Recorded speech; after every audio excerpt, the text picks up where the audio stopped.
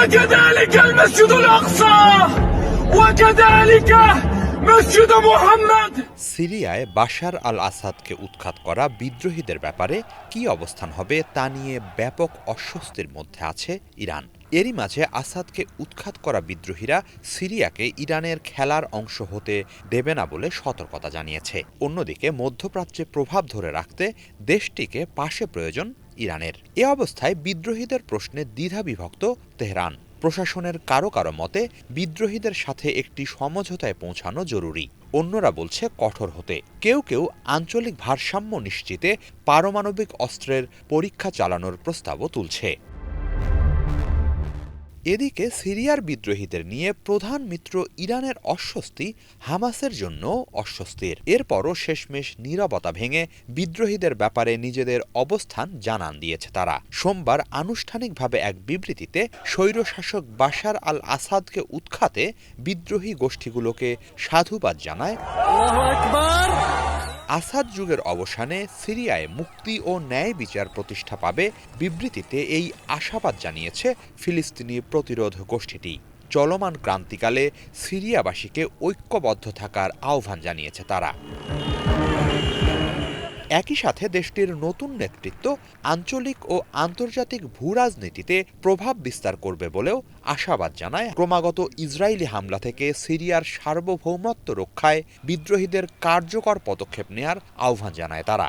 সেই সূত্রে ইসরায়েলি আগ্রাসনের বিরুদ্ধে গাজাবাসী যে প্রতিরোধ যুদ্ধ চালিয়ে যাচ্ছে সে যুদ্ধে সিরিয়ার বিদ্রোহীদের সহায়তা চেয়েছে। মধ্যপ্রাচ্যে ইরানের প্রতিরোধ অক্ষের অংশীজন হামাস ও হিজবুল্লাহর তৎপরতার জন্য বরাবরই গুরুত্বপূর্ণ সিরিয়া। ৯০-এর দশকে হামাসকে সরকারি পর্যায়ে স্বীকৃতি দেয় দেশটি। ২০১১ সালে আরব বসন্তের জেরে সিরিয়ায় বিক্ষোভ ছড়িয়ে পড়ার সময় হামাসের সাথে তাদের সম্পর্কে দূরত্ব তৈরি হয়। সে পর্যায়ে আসাদ বিরোধীদের সাথে সম্পর্কের উন্নয়ন করতে থাকে হামাস।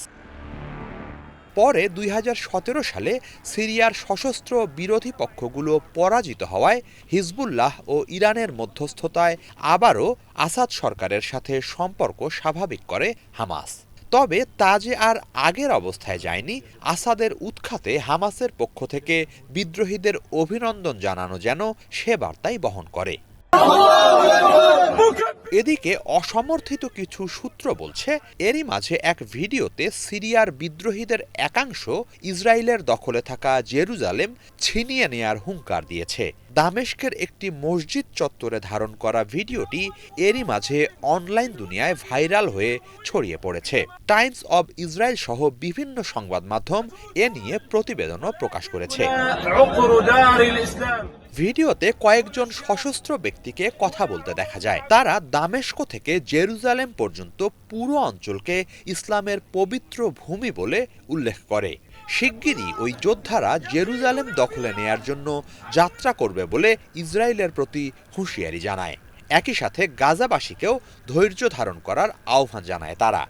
তবে ভিডিওটির উৎস সম্পর্কে নিশ্চিত হওয়া যায়নি। হিজল জোবায়ের, বাংলা ভিশন।